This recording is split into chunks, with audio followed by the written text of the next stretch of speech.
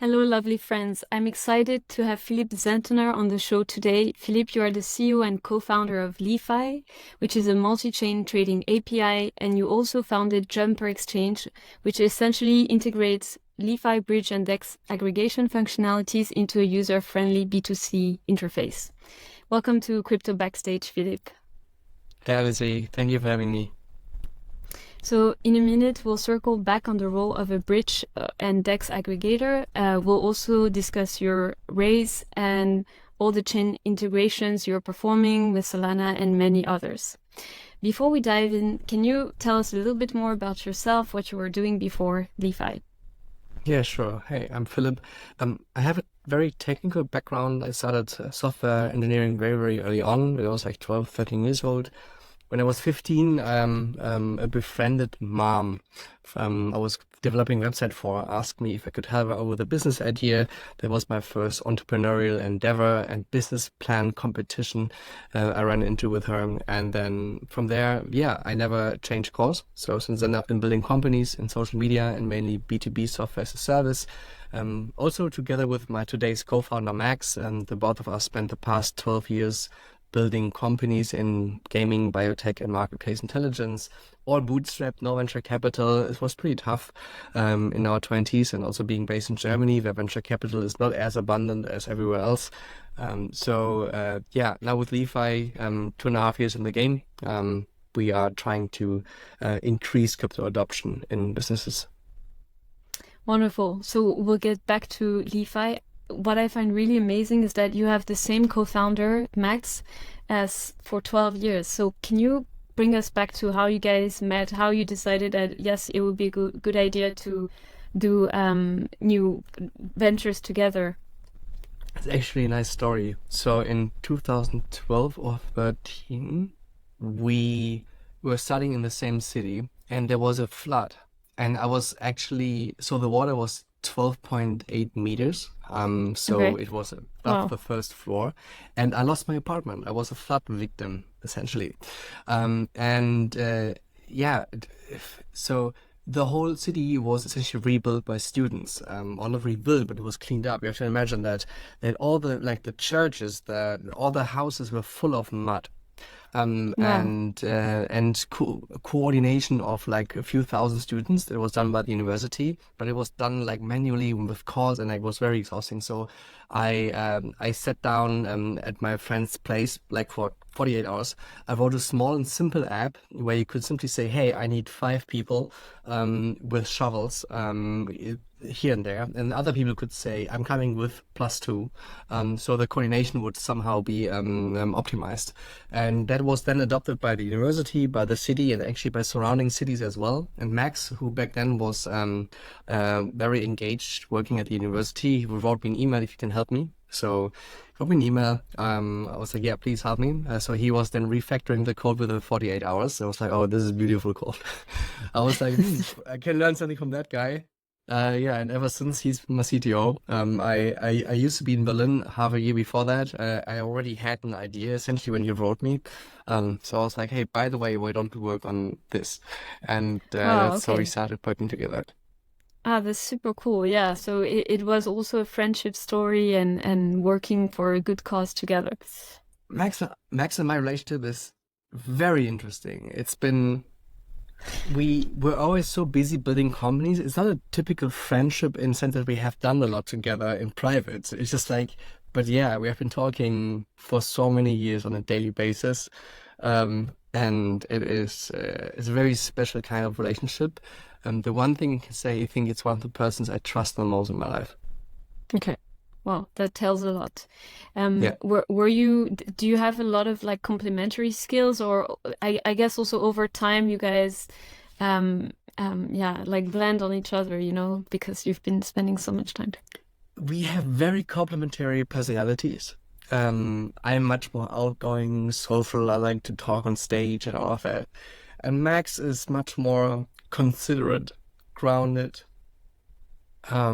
risk averse, I would say, whereby we have a huge overlap, which is like I think on the value system side, we have a huge overlap. We share the same values, and also we have both a strong technical background, which made communication really easy. I'm much more business market oriented. At the same time, there was never that gap of communicating on what is possible or what not. When I raised our financing rounds, for example, I always never had Max on the calls because I could cover the whole technical story. I could just so that make things very efficient. And we early on learned to spare our time as much as possible.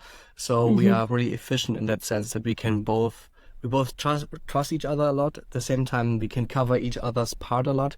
He is business savvy enough to translate everything I'm telling him and the other way around.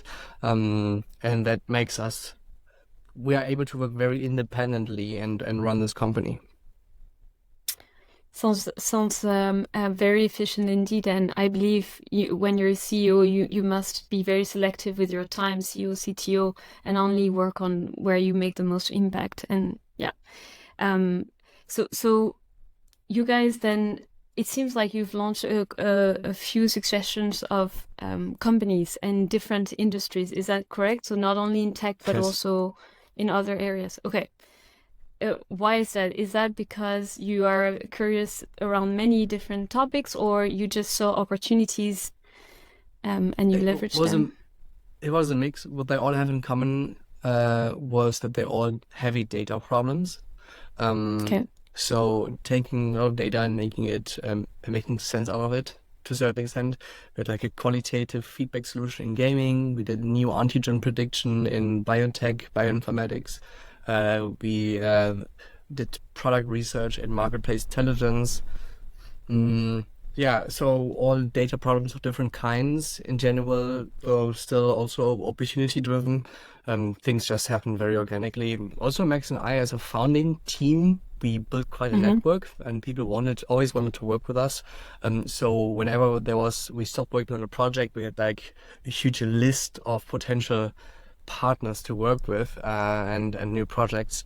And yeah, I do have to say though, the topic that interested me the most was biotech. It was just incredible. I would love to go back at some point. Okay. Well, we'll keep an eye on that. Coming back to Web3, so how did you kind of enter this space, learned about it, and got excited around it? Also purely organically. A friend of mine, a YouTuber, he was calling me, "Hey, have you heard of NFTs?" I was like, "Yeah, kinda." And he was like, "Yeah, I need your help." So he has a business channel where he tries out new business ideas for 30 days. So Okay. he wanted to jump on that NFT train back then and see what he can accomplish. And so we wanted to help him out. And funny enough, there was this hackathon called NFT Hack exactly like 10 days after he called me, and then I was like, "Yo, there's this hackathon. Let's just give it a try." And I spent a few days on it, and so Was I it started. in when was it? That was beginning 21. That was literally in February, March 21. And that was my very first time I installed a wallet. I've never touched crypto before in any way. And then Wow, I that's saw the amazing. tooling. I was thrown back to, I remember it was like 2003, 2004, and I started programming. The tooling for the web was as shitty. I was like, oh my God, it's like you can't rely on anything. That's how it felt. It was so badly documented. It was the most frustrating part. So I was, but I saw it but now I saw it as an opportunity. I was like, Max, here's a lot of stuff happening on the financial side. B, it's really shitty. We can do better.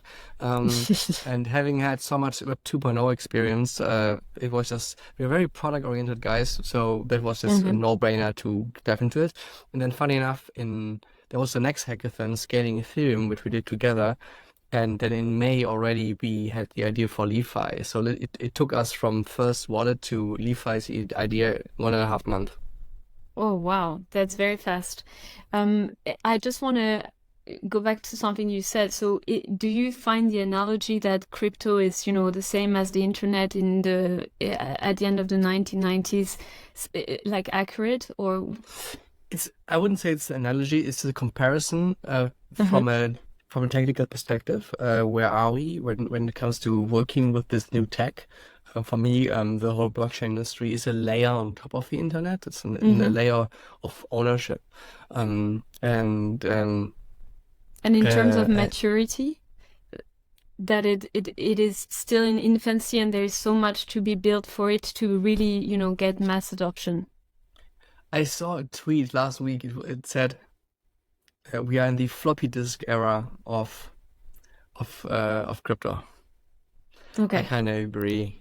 Yeah. Okay, so there's a lot to be built and you're doing your part with LI.FI. So how does one kind of get the idea for LI.FI in 1.5 months? Like what became apparent to you and, so I guess that, you couldn't move liquidity very easily across the ecosystem. Can you bring us back to, how you started iterating and what kind of conviction you had to start LI.FI? Yeah, very simple. I told you like all the problems we solved were data related problems. So we simply looked at it and were like, this can't scale. Like coming from distributed database systems or understanding how centralized database systems are scaling was like, if transaction codes are already that high, that's not how it's going to scale. So we knew very early on that it's going to be multi-chain. And then scaling Ethereum, that hackathon that came up after NFT hack was about that. It was about optimistic rollups, CK string arbitrum optimism.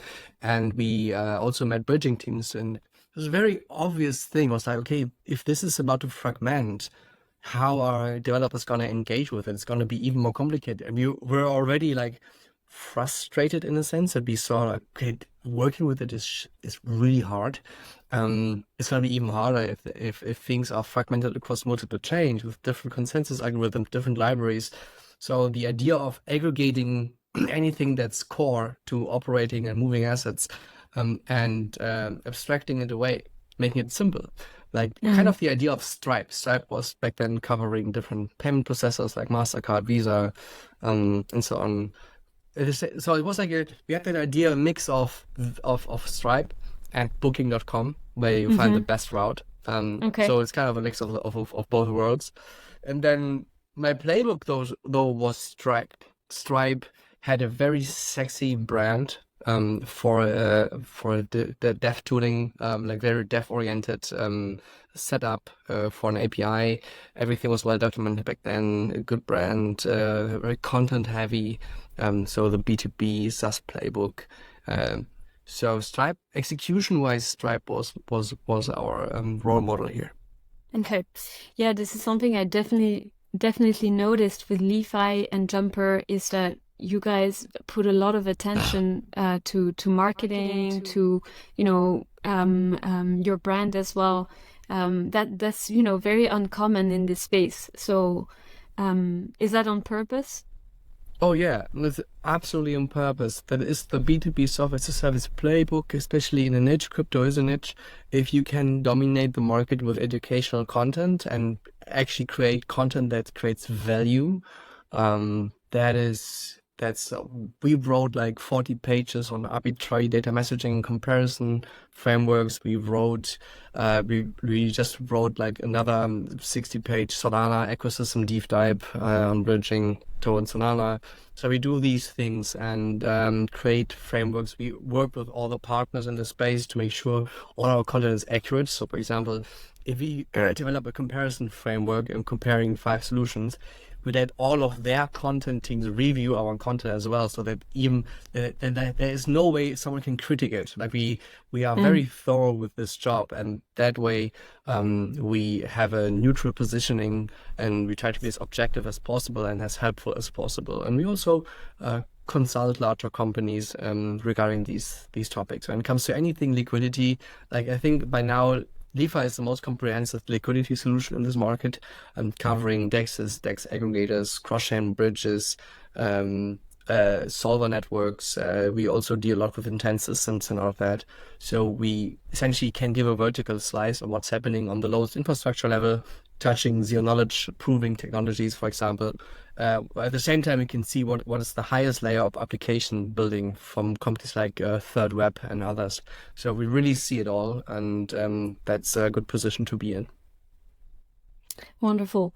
So for those who don't know LI.FI, can you explain in simple terms what it is, what it does, and if I'm a retail user and I want to move my assets, how would I work with LI.FI?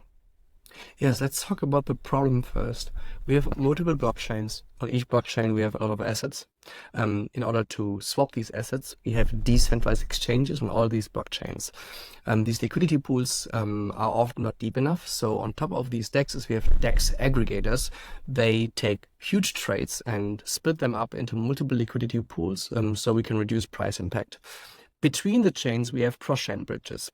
And then we have, on top of that, solver networks, so solver systems that do arbitrage across different liquidity sources and can then provide even better prices.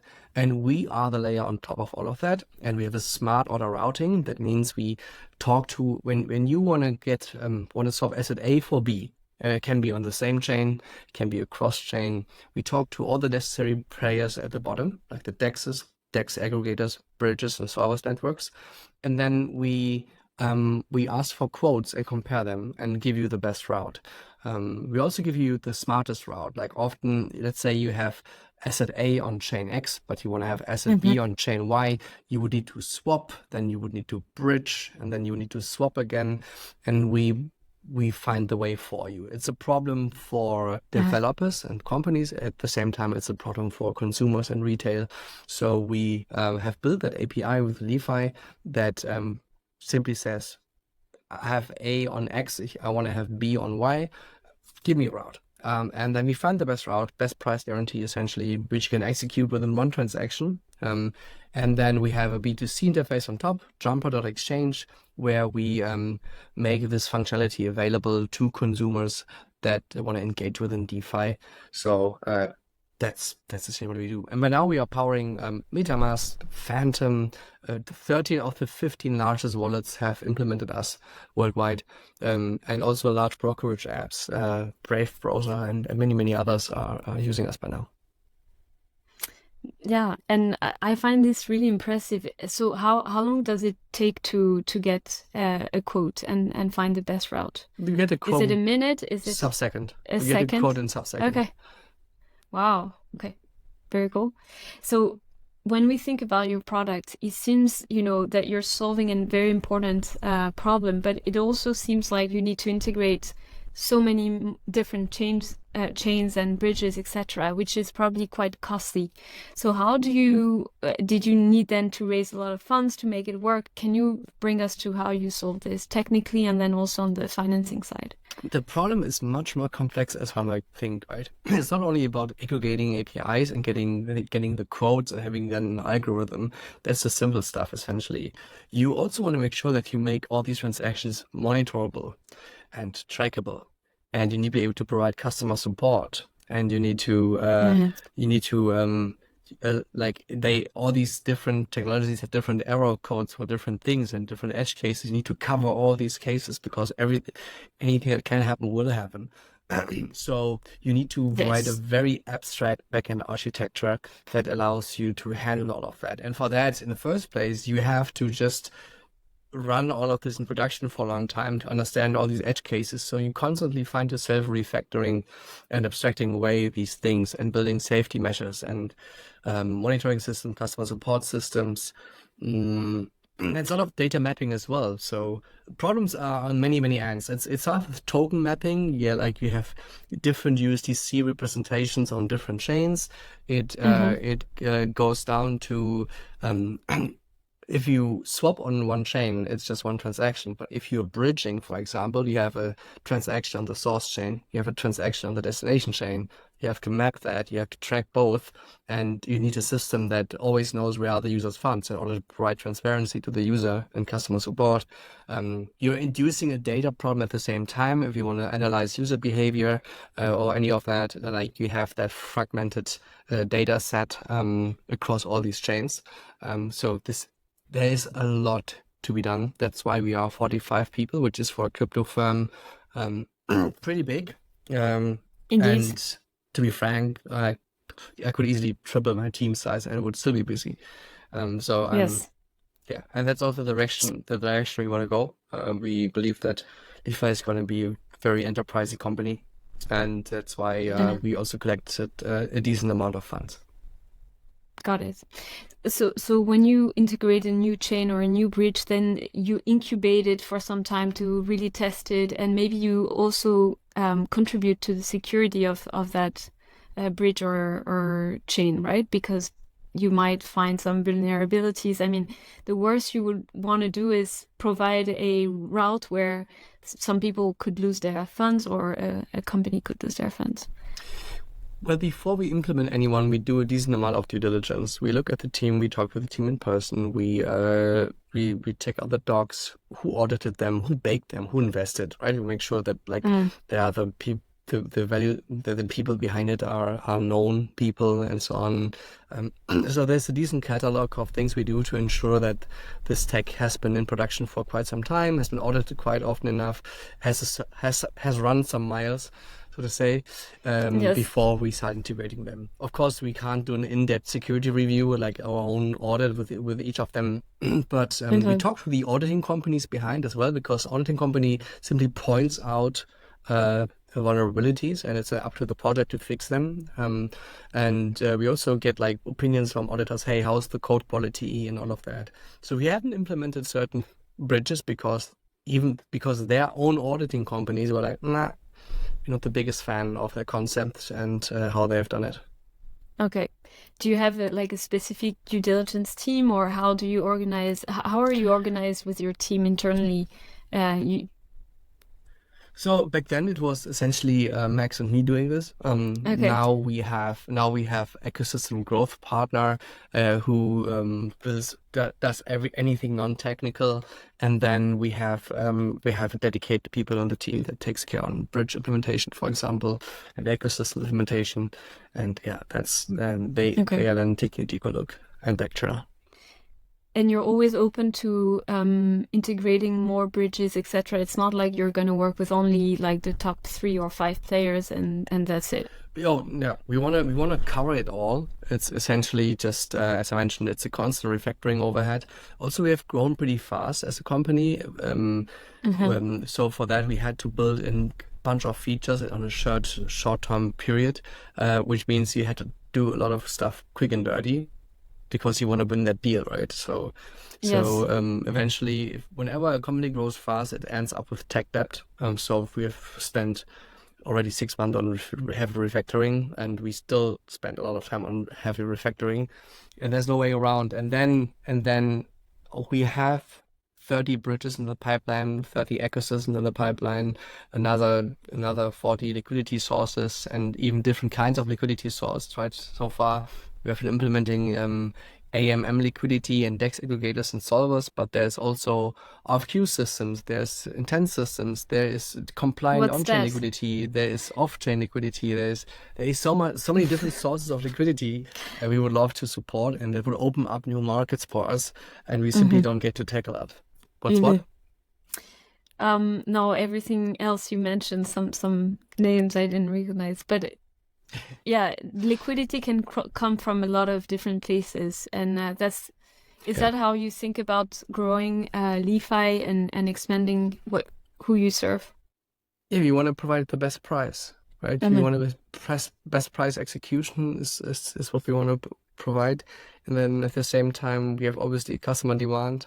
Like we never got to a point where we chose what to prioritize in the sense of, oh, we would love to do that, or let's look at the data, let's do that. Never, because we always had so much customer demand that we simply have to go by customer demand. And often it's even conflicting with having the B2C interface Jumper. We like our retail users have different demands than our B2B clients. Our B2B client wants to go to Solana and to Bitcoin, and our B2C client wants to go to Scroll and Mantle. So it's like you constantly conflicted in what to prioritize and how, and then there are a variety of opportunities in between. Exactly. So that everyone is overwhelmed and everyone is annoyed because everyone has to wait, and developers don't get to write the clean code they would love to write. Yeah, exactly. Sounds familiar. And I guess your role and your team's role is to, make a decision even with imperfect input, and then, make the judgment that is going to be the right bet, and if not, iterate. I've seen that you have more than 120 partners, which is indeed sounds, very sizable, and looks like your BD team is working day and night. So very, very cool. I would like to go back to raising capital, because it does seem quite a capital intensive company. So is it that, how did you bootstrap the company in the beginning? Did you raise fund immediately? And how did you prepare for your next raise, if you can bring us down that path? So we started in the first year, we did 13 hackathons. Okay. Globally or in Globally. Germany? Okay. Globally. Online, remotely, right? Online, You can join okay. all these hackathons remotely. We did 13 hackathons. Like the first 300K we got from hackathons, and then another 100K or something from grants. Okay, pretty sizable. So that's how we paid the first. That's how we paid the first team members and ourselves. And fundraise, well, tell a good story, huh? But the story becomes more complex and has to be bigger, and like VCs have to see the big picture and what are you aiming for. They need to feel that you're actually striving for building something big, and that you're capable, that you're able to communicate the right details in order to execute on your big vision. And that's a matter of practice, I would say. And so we are post Series A. I just closed a small Series A extension so that we can be more aggressive and actually want to spin out Jumper. Jumper is quite a distraction. And okay. Now I'm preparing for Series B, and I can finally lean into the big vision I want to build in order to raise a massive Series B. Wow, that's great news. Why would you think that Jumper Exchange is a distraction based on your core mission? We are a B2B company, right? So Jumper as a B2C interface, as I told you, like with the different demands users have and our business have, it is a distraction. And also Jumper has so much potential. Yes. But we don't have the resources to actually execute on all these ideas and the potential it has. So we want to spin it out and make sure that we find enough resources to actually make it much, much bigger. We have seen Jupiter and Solana, and where that is market cap wise right now, if we think of Jumper, could be the same size. In a similar. Okay, makes a lot of sense. So were you already connected with these VCs and you knew them, or did you need, I don't know, an incubator to connect you? Okay. No, I simply so in 21, I simply took a flight to Paris, ECC, and I was just meeting a bunch of investors there. So the hackathons helped us. We also joined Kernel, which is kind of next. Very philosophical accelerator from Bitcoin. I don't know. Okay. Yeah, Kernel it's an accelerator from Bitcoin. It's like a program we launched. It's a lot about the decentralized value system, I would say, like real value systems. Like, why do we need to decentralize? Very philosophical, not too hands-on, I would say. Nevertheless, there was some investors in there. Which is refreshing. Yes, exactly. Then it is. Then we had lots, like all these hackathons. We always developed a small piece of the product, so we got new investor eyes on it. And then as an aggregator, we worked with existing projects, and they introduced us to clients, to investors. One project to name here specifically is Connex. Connex gave us a 50K grant in May 21. That was our kickstart. Connex is a liquidity network. It's a bridge. It was one of the first ones. Arjun and Raul are the founders, and they've been very forthcoming in supporting us with introductions, money, all of that, educating us, helping us out. Arjun has answered so many stupid questions for me. You can't imagine. I felt like my IQ would be below 70, but it was simply, we never touched crypto before, so we had so many dumb ass questions. And it's just so many new paradigms to lean into, and it took a while to just embrace it all. And Connex was really, really helpful. So we owe them big time. And They also made initial investor introductions to, for example, 1KX, who then led our seed round. And then I flew to ETC in Paris, and I had like 8, 9, 10 investor meetings per day. Wow. It was the most exhausting week I have had experience in all the years before. And then we raised around 2.7 million pre-seed. Okay, very cool. And is it like that you like to work with your investors? I mean, really being close to them and leveraging their network, or typically you prefer like a hands-off, they buy into the vision and let you execute? Oh, execution-wise, we don't ask for much help, but on the BD side, we do. So we were very strategic with our investors, so that we could tap into their portfolio companies network and all of that. And we literally made them work a lot. Also that was from day one essentially. And our Series A investors also can tell a story about that. So we make sure CoinFund and Superscript, they're making a bunch of introductions for us. And we chose them wisely. CoinFund is more on the traditional side, well connected in the fintech space, based in New York. And then Superscript is essentially Temasek, so the Singaporean wealth fund, and they are based. So we have APAC covered from that end, and we make them work. Yes. Well, that's great. Yeah, I believe this is really crucial for the success of any project, is to choose wisely your investor and very strategically. Well, it depends. It is a pull relationship. Don't forget that. It's really just like you need to really manage that relationship well, so that they can actually help you out. Yes, help them help you, basically. Exactly. Yeah.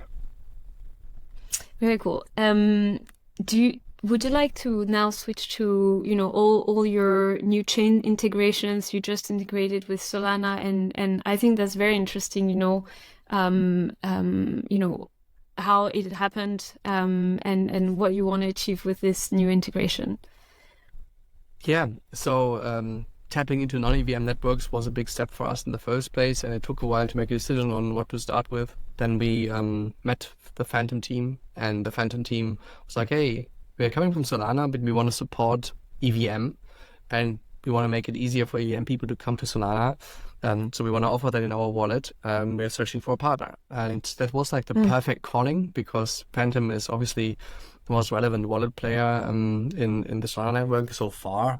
So we were very intrigued on going to market with them together. And that was like the inflection point for us to actually start working on something like that. And we first built an MVP going to Solana, like in a very crappy way, to understand what would it take to actually do it clean. Does it make it work first with our existing architecture, and then look at it and be like, oh, okay, here we need to abstract, different token standards, the RPCs work differently, really understanding what would it take. And that's what we did. And now we are refactoring and making it all clean. But it's working. It's good enough to offer. But now we have to make it make that process scalable, and also to be able to support Bitcoin, for example, and other non-EVM networks. So we are implementing things scrappy, and then we understand them much better, and then we can make design choices that are sustainable. And that's where we are at right now. Obviously, we constantly add new EVM chains like CK-Sync, Scroll, Mantle, Mode, and others. And that's also happening at the same time. But yeah. So before Solana, you were only operating in the EVM ecosystem. Yes. Okay. And so for Solana, I imagine you need to do a kind of R&D feasibility study at the beginning to start understanding a little bit how the chain works, and then you can provide an MVP that you further refine as you grow.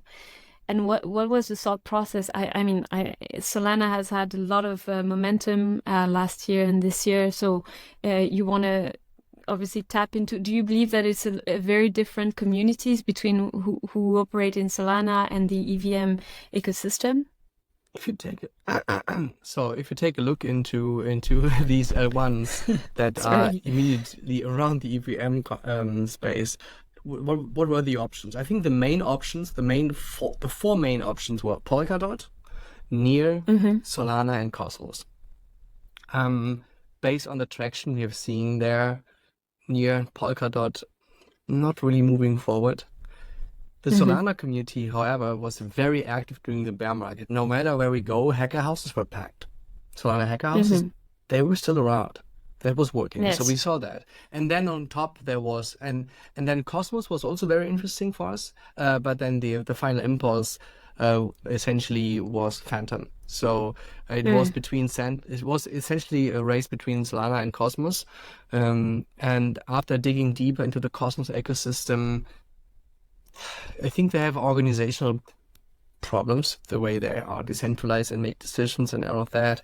And we felt like that Solana will probably be better positioned and also a greater desire by implementation partners. So we also talking to our clients and we're like, hey, what are you keen to support? And like we would love to support Osmosis and chains like that, and from Cosmos and DYDX and finding a way there and so on. But then Solana was just like, there were just more and stronger and more direct impulses to go towards Solana first. So we've been doing that. Okay.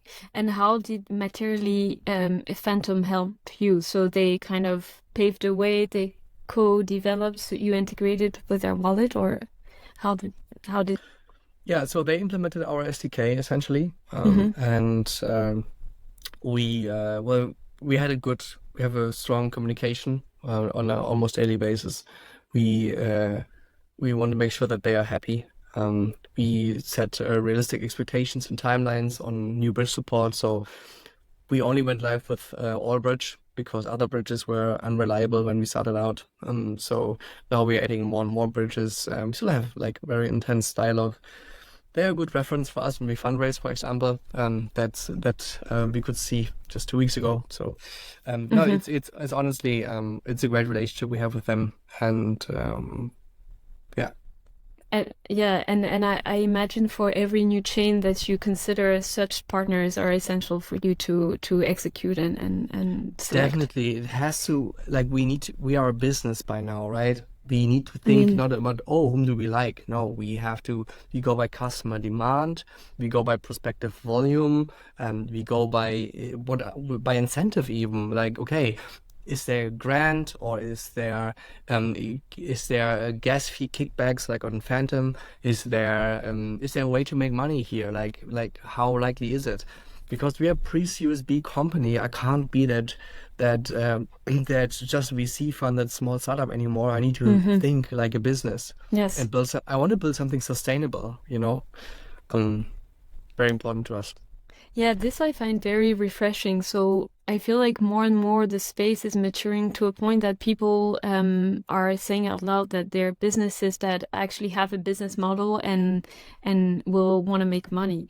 Which brings me actually to my next point. So can you explain to us how, your fee structure, how you guys make money? I was also wondering if you work with market makers for pricing in your tool. So multiple things. Let's start the other way. So we don't work with market makers. Market makers are active on the liquidity sources we aggregate. They are active on certain bridges. They are active on certain DEXs and SEXs, and so there's no point. We don't have our own RFQ, so we don't need to work with market makers as of now. That might change. And then when it comes to so what was the other question? How you make money, like okay, so yeah, we take it. So there are two ways, two very direct ways. We're gonna get kickback fees from bridges like Stargate and Across, for example, where that's just the income, and they give us a revenue split with the money they make because we bring them order flow. And then we charge a markup fee with our B2B clients. That typically is around 15 bips, but it can be between 15 to 40 bips actually. It really depends on who's the end consumer. Sometimes it's also slower, sometimes it's only 5 bips. It really depends on the scale of the client and who's the end consumer. If there's an institutional end consumer, they're much more price sensitive than if it's retail. So we are negotiating this on a per case basis. We do not charge anything on Jumper or a B2C interface. So that's for free. Okay. It's Okay. we pass on all the fees that are like the infrastructure players like bridges are exposing towards us. We pass it on to the user, but we don't charge a fee ourselves. Okay. And in the B2B context, we are building B2B relationships that scales by Okay. volume. So maybe, I don't know if you can share, but in terms of your institutional clients, is that a minority of your clients or majority for LI.FI? In numbers, we have around 200 DeFi integrations. So institutional clients is a much smaller base, but we only have been focusing on CDFI, TradFi clients since beginning last year. And Okay. it's obviously all enterprises, so deal making takes a year. And Yes. this past year has been a tremendous success for us. We have closed everyone we wanted to close almost. Like all the major players, we have closed. So we are very, very happy. And none of that is announced yet. So it's going to be a big year for us in terms of public announcements. And I'm very happy with the team and how it's been growing and how we've been executing. That's great. Maybe it's a dumb question, but I'm thinking, as an institution, wouldn't I want to work with, an OTC desk to kind of trade versus your tool that would be, on-chain and visible? So is that a barrier, or am I wrong? Absolutely not. No, an OTC desk only trades like very deep liquidity pools, right? They're very very established market caps. So we with giving access to DeFi assets, also OTC is slow. Right, you want to have like a quote in a second and get it executed right away, and also you want to execute everything on chain. So we are an on-chain transaction rails. We have a smart contract on each chain, and we can bridge swap within one transaction. We have transaction batching. Like everything is happening on chain. We simply generate call data. You sign it with whatever you want, with your own wallet, with a custodial wallet, with an EOA, smart contract account, you name it. All we work on chain, and everything else is like CDFI, or like anything else is like centralized liquidity, which we don't touch. And then on top, centralized liquidity is obviously not capital efficient. So OTC desks, service exchanges, all of that, on-ramps, off-ramps, they only can hold a certain amount of assets themselves. Whereby with DeFi, you can tap into 60,000 DeFi assets. So you get access to any shitcoin on any chain. So this is essentially, you can get in and out of any position. You can even do more complex things. You can unstake, swap, bridge, swap, and deposit somewhere else within one transaction. And this complex multi-chain transaction batching, this is what makes the backend even harder to build and sustain and monitor. But that's what we're building. It's a transaction rail. Yeah, very impressive. So does that mean that if I want to exchange 1 million worth of Solana and move it to a layer 2 EVM, that's going to be no problem on DeFi? Exactly. Okay. Sounds cool. All right, so to close this interview, it's been super interesting. Can you share a little bit what you have in store for 2024? What excites you for your companies this year and maybe next year? You're calling the big cleanup. We will. I'm gonna. So we are well funded now. I'm gonna finally have time to be more hands-on, to work on our company culture, setting stronger focus on a high talent density, working on the story, doing the market research for Series B, multiple non-EVMs like Bitcoin, Solana are coming. And apart from that, more thorough refactoring. We want to become more data-driven. There's so many company goals on so many levels. It's going to be an exciting year, and we're going to, I think in a year from now, we are just much, much stronger from the inside, which will be the baseline for the future. I'm excited to get there. Super exciting. Yeah, it sounds like the Tuckman model, storming, norming. So you're exiting from storming and really getting into norming phase. Well, so it's been really a real pleasure, Philipp, to have you on the show today. Before I let you go, can you tell us, for our listeners, where they can follow you, your company, when they can stay up to date on your journey. Yeah, of course. I mean, they can follow me. It's my full name, Philipp Zentner, together on Farcaster or Twitter, or anywhere else. And then it is LI.FI at LI.FI protocol on Twitter, and definitely try out jumper.exchange, because this is where you can actually try out our tech from a user perspective. Jumper.exchange can swap any asset on any chain. You get access to all the DEX aggregators, like 1inch, 0x, OpenOcean, Dodo, Paraswap. We compare them all. Same for the cross-chain bridges and the combination of both. So yeah, that's probably the best way, and you're gonna find anything else on there. Super. Thanks so much, Philipp. Thank you.